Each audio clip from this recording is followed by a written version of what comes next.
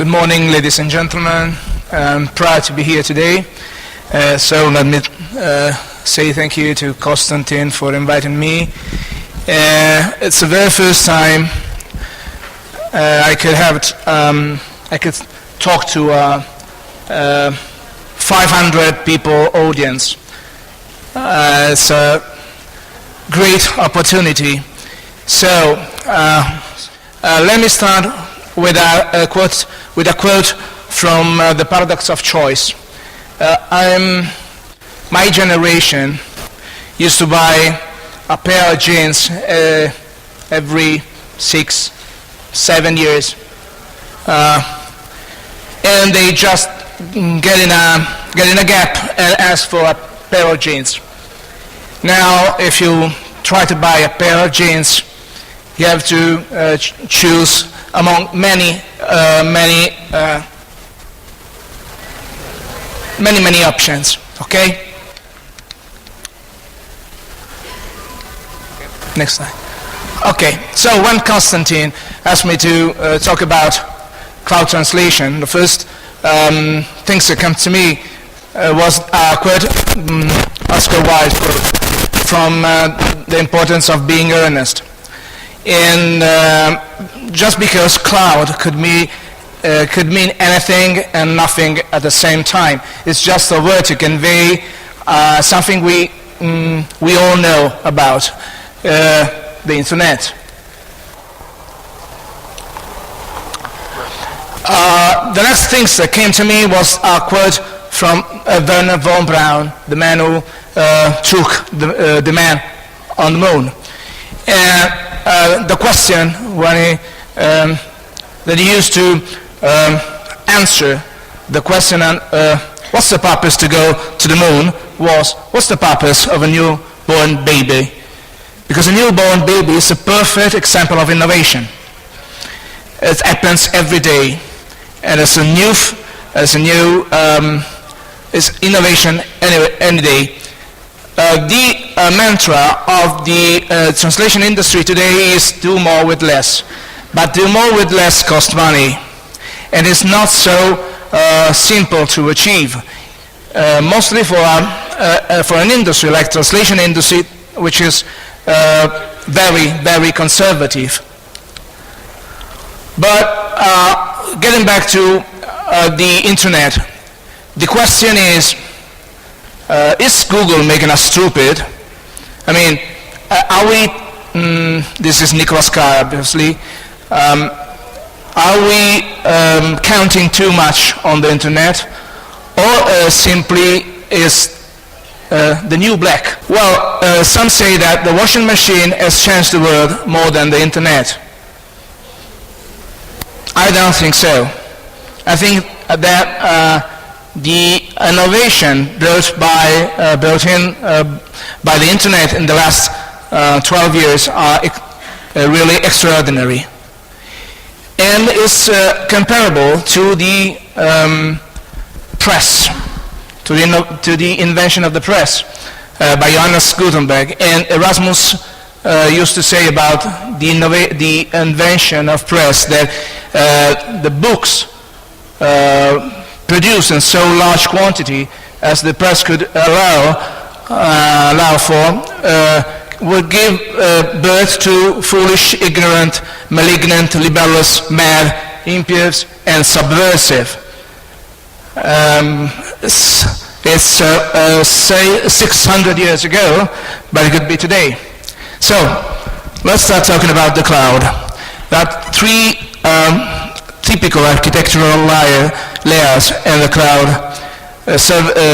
software as a service, platform as a service, and internet as a service. The layer that is interesting for translation and for translators as well is the first one, is software as a service. No need to buy software anymore, just to rent it. This will mean reduced IT costs, simplified maintenance, and it's ideal for collaboration, which could be the real new mantra for the next few years: collaboration. Obviously, there are contras as well. And this cons refers to security and data integrity, revenue, dependence on internet, lower flexibility, and higher cost for integration and customization. Let me spend a few words about the dependence on internet. I am spending a lot of money in these days in St. Petersburg because I need a wireless connection, because I live on the internet, talking to my friends with Viber, with an IP connection, with Skype, messaging on WhatsApp and tweeting and being on Facebook and so on and so forth. So why collaboration is important? Because the TEP era is over. No more serial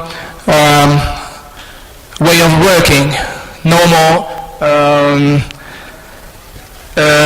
chain. No more industry line, assembly line.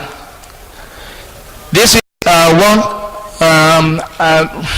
summary of what customers are looking today for when dealing with translation.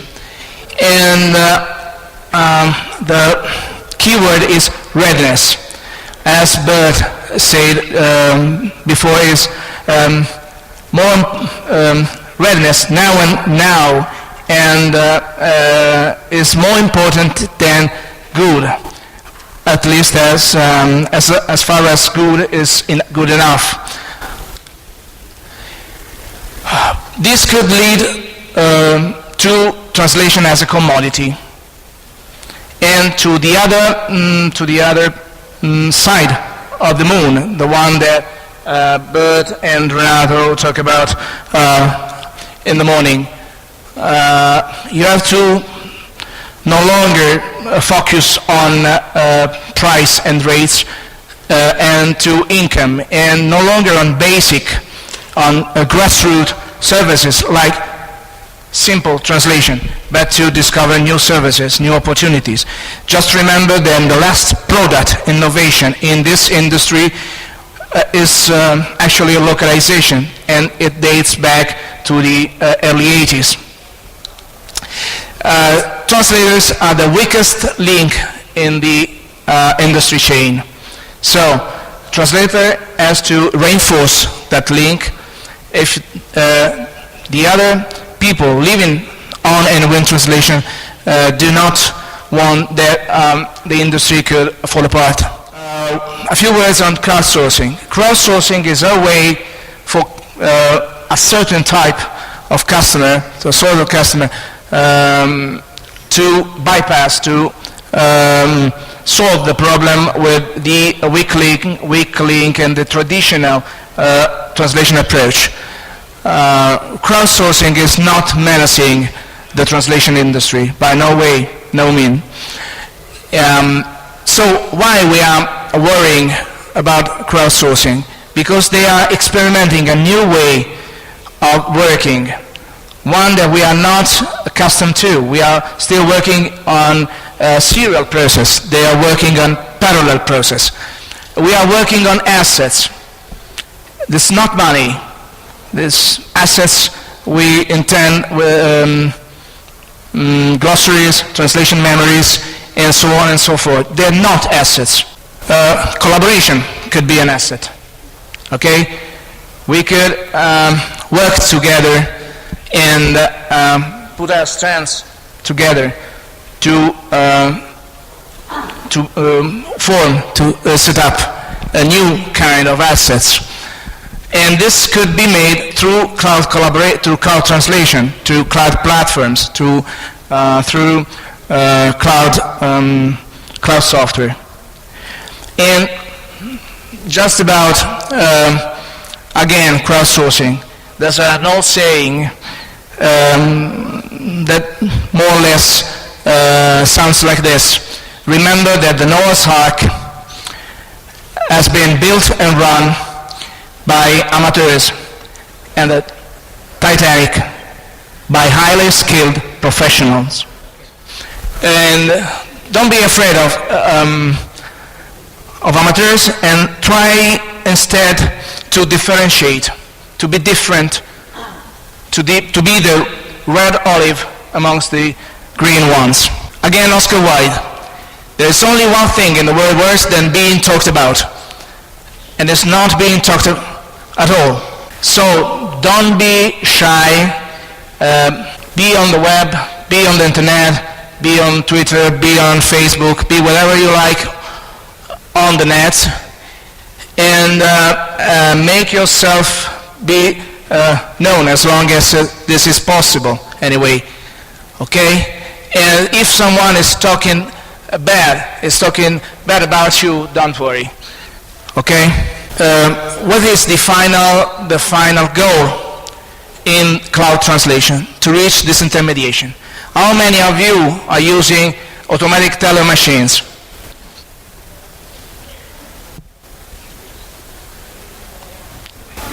All the others are going to the bank to collect their money. I suppose 100% of us are going to ATMs. And how many of you are using home banking services? These are two perfect examples of disintermediation. Are banks going to die because of ATMs and home banking services? I don't think so. They have to be more transparent, and this is what can be with cloud platforms. This is an overview of the platforms that can be used on the cloud or through the cloud. MemSource is a classical, it's a typical cloud application. Google Translator Toolkit is a perfect free platform. XCM, Wordby, Langotech, WordFast Anywhere, Syntema, WebCat, Lionbridge, GeoWorks, and even MemoQ is moving to the cloud with the MemoQ server. So don't be afraid of the future. This is the near future, not the far future, because as Renato said today, we can design the future. When we try to devise the future, we are just describing the present, as Henri Laborie wrote in 1975. And don't forget the Gillette story. Gillette learned that if he wants to sell blades, he has to give razors away for free.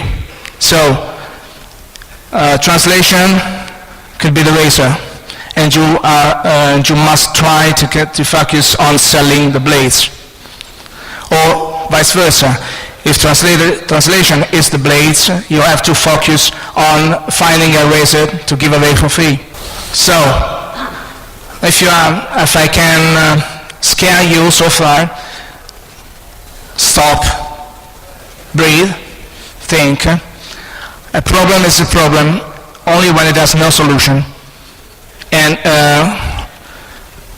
cloud platform could be a solution. Thank you.